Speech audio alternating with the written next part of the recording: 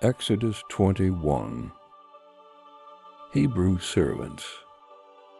Now these are the ordinances which you shall set before them.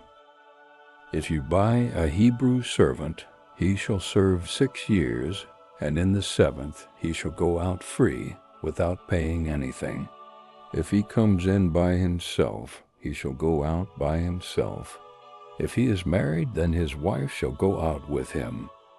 If his master gives him a wife, and she bears him sons or daughters, the wife and her children shall be her master's, and he shall go out by himself.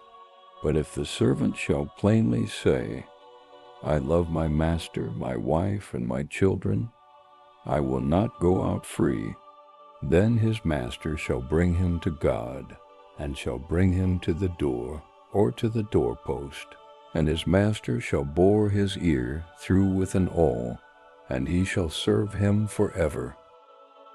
If a man sells his daughter to be a female servant, she shall not go out as the male servants do. If she doesn't please her master, who has married her to himself, then he shall let her be redeemed.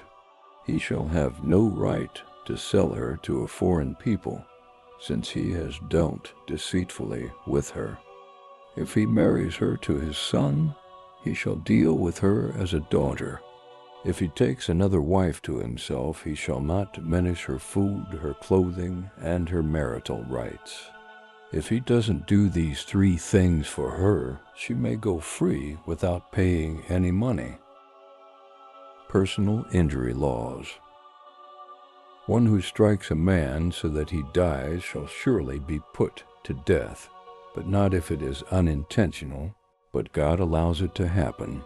Then I will appoint you a place where he shall flee. If a man schemes and comes presumptuously on his neighbor to kill him, you shall take him from my altar, that he may die. Anyone who attacks his father or his mother shall be surely put to death. Anyone who kidnaps someone and sells him, or if he is found in his hand, he shall surely be put to death. Anyone who curses his father or his mother shall surely be put to death. If men quarrel, and one strikes the other with a stone or with his fist, and he doesn't die, but is confined to bed, if he rises again and walks around with his staff, then he who struck him shall be cleared. Only he shall pay for the loss of his time, and shall provide for his healing until he is thoroughly healed. If a man strikes his servant or his maid with a rod, and he dies under his hand, he shall surely be punished.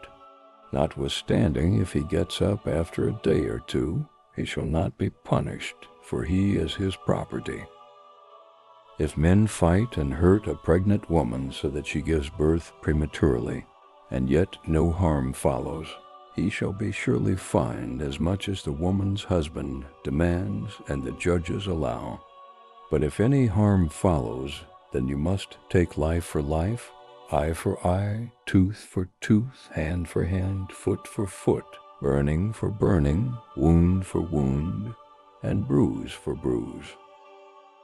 If a man strikes his servant's eye or his maid's eye and destroys it, he shall let him go free for his eye's sake.